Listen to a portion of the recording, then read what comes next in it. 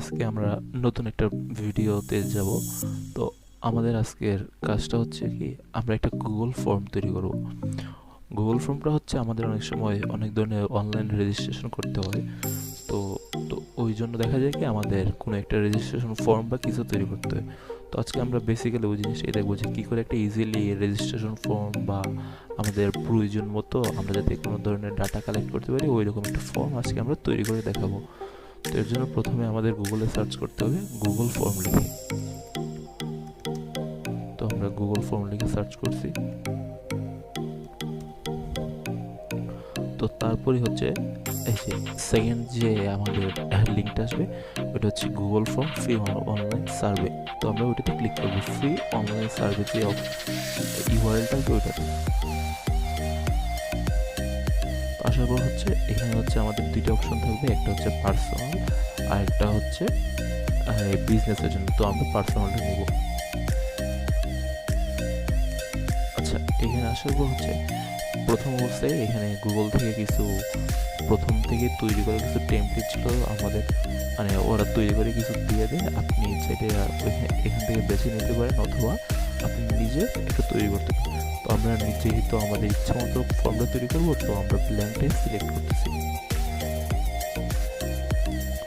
তো এখানে আসার পর প্রথম অবস্থায় আমাদের ফর্মের নাম দিতে হবে, ফর্মের একটা ছোট্ট ডেসক্রিপশন দিতে হবে, তারপর আমাদের যে প্রয়োজন মতো কোয়েশ্চন সেট করতে হবে, তারপর হচ্ছে এইখানে যে নামটা এটা হচ্ছে আর এইটা প্রায় সেমই, তবে এই নামটা হচ্ছে শুধু আমাদের ফর্মটা কিন্তু গুগল ড্রাইভে সেভ হবে।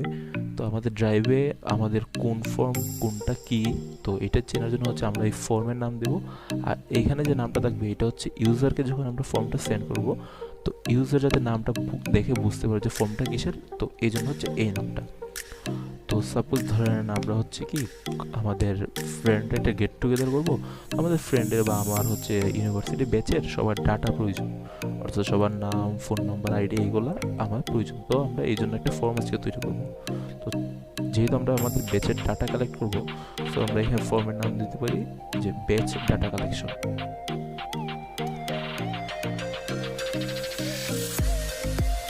তো ব্যাচ ডাটা কালেকশন, তো এখানে হচ্ছে আমরা নাম সেট করলাম। তারপর হচ্ছে আমরা আমাদের ফর্মটা কি বিষয়ে এর জন্য একটা ছোট্ট ডেসক্রিপশন আমরা এখানে সেট করব। তো ডেসক্রিপশন এখানে লিখতে হবে, তো আমরা এখানে লিখতেছি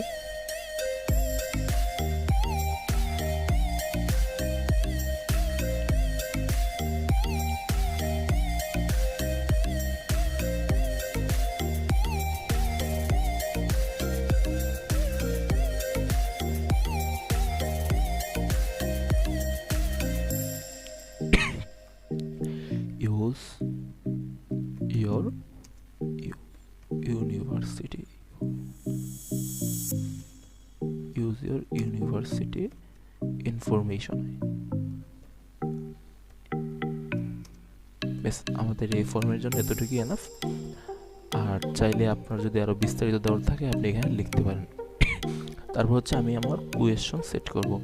তো কোয়েশ্চনের জন্য প্রথমে যেহেতু আমি আমার ব্যাচের ডাটা কালেক্ট করছি, তো প্রথমে আমার অবশ্যই নাম প্রয়োজন। তারপর হচ্ছে কি আমার আমি যে কোয়েশ্চনটা সেট করলাম ওই কোয়েশ্চনটা কি ধরনের সেভ হবে। তো আমার কোয়েশ্চনটা কি কোনো ধরনের মাল্টিপল চয়েস, অর্থাৎ আমি একটা প্রশ্ন করলাম এটা কি কোনো ধরনের মাল্টিপল চয়েস নাকি অন্য কিছু। তো এখানে অপশনটা থেকে আমাদের ফরম্যাটটা সেট করে দিতে হবে। তো যেহেতু আমার নাম, তো আমরা শর্ট কোয়েশ্চন সেট করবো, আর যদি কোনো ধরনের বড় কিছু তাহলে প্যারাগ্রাফ, আর না হয় এগুলো আমরা পরবর্তীতে দেখতেছি। তো আমরা এখানে শর্ট কোয়েশ্চন সেট করলাম। তারপর হচ্ছে আমার এই ফর্মের মধ্যে এই যে এখানে রিকোয়ারমেন্ট, অর্থাৎ আমরা যদি এটা অন করে দিই তাহলে আমাদের এই কোয়েশ্চনটা ফিল আপ না করা পর্যন্ত এই ফর্মটা সাবমিশন নেবে না। কিন্তু যদি আমরা এটা অফ করে দিই তখন আমাদের এই কোয়েশ্চনটার আনসার না দিয়েও ফর্মটা সাবমিশন করা যাবে। সো যেহেতু আমাদের নাম না ছাড়া আমরা কাউকে চিনতে পারবো না, তো এই জন্য আমরা রিকোয়ারমেন্টটা অন করে রাখবো। তারপর হচ্ছে সেকেন্ড, যখন আমাদের একটা প্রশ্ন সেট করা হয়ে যাবে তারপর হচ্ছে আমাদের এই যে প্লাস সাইন এখানে হচ্ছে অ্যাড কোয়েশ্চন, এইটাতে ক্লিক করে নতুন একটা কোয়েশ্চন ট্যাব ওপেন করতে হবে। দেন হচ্ছে ডিপার্টমেন্ট নেম লিখবো।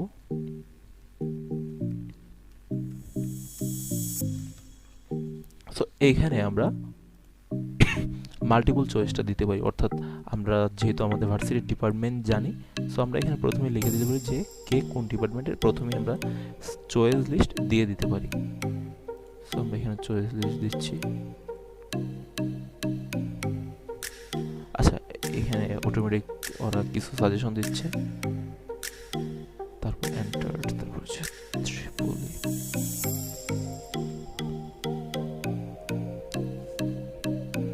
আচ্ছা ধরেন এখন আরেকটা সমস্যা হয়েছে কি, ধরেন আপনি জানেন না আপনার কোনো একটা ব্যাচ আছে, ধরেন আপনার এই যে সাজেশনগুলো দিচ্ছেন চয়েস লিস্ট, এর বাইরে থেকেও আপনার কোনো ফ্রেন্ড রেজিস্ট্রেশন করতে চাই। তো যেহেতু উনি আপনার ডিপার্টমেন্ট বা আপনার দেওয়ার ডিপার্টমেন্টের মধ্যে থেকে না, সো ওনার ডিপার্টমেন্টে তো আপনি প্রথমে জানতেছেন না, তো এর জন্য একটা অপশন আছে যে অ্যাড অ্যানাদার। তো অ্যাড অ্যানাদার অপশন যদি ক্লিক করে রাখেন, তো যিনি ফর্মটা ফিল আপ করবেন উনি যদি এই চয়েস লিস্টের বাইরে থেকে বা বাইরের ডিপার্টমেন্টের হন, সো উনি আদার অপশনে কী করতে পারেন, উনি আদার অপশনে ওনার ডিপার্টমেন্টের নামটা লিখে দিতে পারেন। তাহলে হয় কি, যদি চয়েস লিস্টের বাইরে থাকে তাও আমরা ডাটা কালেক্ট করতে পারি। তো আমরা এটাও রিকোয়ারমেন্ট দিয়ে দিচ্ছি। দেন হচ্ছে অ্যাড কোয়েশ্চন। তারপর ধরেন আমাদের হচ্ছে এই একটা করে ছবি দরকার প্রত্যেকের, সো আমরা তো ছবি তো আবার আলাদা করে নিতে পারি, কিন্তু আমরা এই ফর্মের মাধ্যমে নিতে পারবো। সো আমরা এখানে লিখে দিতে পারি পিকচার। তারপর হচ্ছে এখানে আমরা ফরম্যাট সিলেক্ট করে দেবো, এই যে upload file. So upload file দেওয়ার পর এখানে আসছে আমাদের ড্রাইভের অ্যাক্সেস চাবে, সো আমাদের কন্টিনিউ দিতে হবে। তারপর হচ্ছে কিছু সেটিংস আসবে, সো এই যে সেটিংস আসছে, এখন হচ্ছে আমাদের ফাইলটা তো আপলোড ফাইলে থাকছে, এখন বলা হইতেছে যে আমরা কি টাইপের ফাইল দিব, এখানে কি অ্যালাউ অনলি স্পেসিফিক টাইপ, নাকি যে কেউ যে কোনো ধরনের ফাইল দিতে পারে।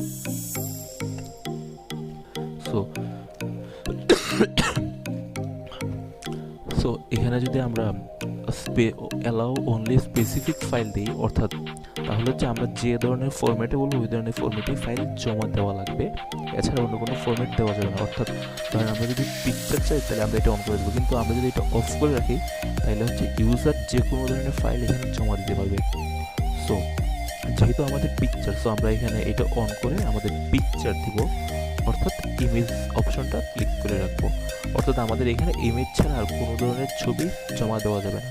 আর ইমেজ ছবি চেনার উপায় হচ্ছে আপনার মানে ছবির পিছনে যে এক্সটেনশন আছে, যেমন আমাদের পিডিএফ এর এক্সটেনশন .pdf, তারপর ডকুমেন্ট হচ্ছে .doc ডক ফাইল, তারপর হচ্ছে পাওয়ার পয়েন্টের স্লাইডগুলো PPTX, তারপর হচ্ছে ইমেজের হচ্ছে আপনার জেপিজি, অডিওর জন্য হচ্ছে MP3, ভিডিওর জন্য হচ্ছে MP4। সো এই ধরনের স্পেসিফিক ফরম্যাটের ফাইলগুলো আপলোড করা যাবে। দেন হচ্ছে একটা ফাইল মানে কতটা ফাইল আপলোড করা যাবে, maximum number of file. So এখান থেকে আপনি 1 থেকে 5 এবং 10 মানে এই ধরনের রেঞ্জের ভিতরে সেট করে দিতে পারেন। সো যেহেতু একজনের এগেনস্টে একটা ছবি জমা হবে, সো আমরা 1 দিব। তারপর হচ্ছে ফাইলের সাইজ। সো আপনি ফাইলের সাইজ আপনার যে অনলাইন স্টোরেজ আছে, যেহেতু আপনার ড্রাইভে জমা হবে, সো আপনি যদি মনে করেন যে আপনার ড্রাইভের সীমাবদ্ধতা আছে, সো আপনি কিন্তু সাইজ কম করে দিতে পারেন। সো আপনি যদি 1 MB সাইজ দেন, অর্থাৎ 1 MB বেশি ফাইলের ছবি এখানে আপলোড করা যাবে না। সো আমরা হচ্ছে এখানে সবগুলোতে রিকোয়ারমেন্ট দিলাম। সো আমরা এটা যদি রিকোয়ারটা অফ করে রাখি তাহলে দেখা যাক কী হয়। সো আমরা এতটুকু রাখবো, আর পরবর্তীতে যদি আপনার প্রয়োজন হয়, প্রয়োজন মতো আপনি আরও অপশন অ্যাড করে নিতে পারবেন।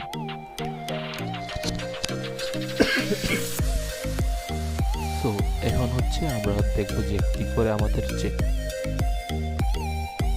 ফরম্যাট ডেটাগুলো রেসপন্স জমা হয়। তো আমরা এখন যাচ্ছি রেসপন্স অপশনে। আমরা এতক্ষণ ছিলাম এই যে কোয়েশ্চেন অপশনে ছিলাম, এখন আমরা যাচ্ছি রেসপন্স অপশনে। তো রেসপন্স অপশনে যাওয়ার পর আমাদের ফরম্যাট ডাটাগুলো একটা এক্সেল শিটে জমা হবে। সো এর জন্য আমরা এখান থেকে স্প্রেডশিট ওপেন করতেছি। আর আরেকটা জিনিস একটু বলে রাখি, এখানে হচ্ছে আপনার অনেক সময় আমাদের যেমন এই যে আমাদের দেশের ডাটা কালেকশন বা রেজিস্ট্রেশন, তো একটা তো ডেট যে এত তারিখের ভিতর রেজিস্ট্রেশন করা যাবে, তার উপর রেজিস্ট্রেশন অ্যাকসেপ্টেবল না।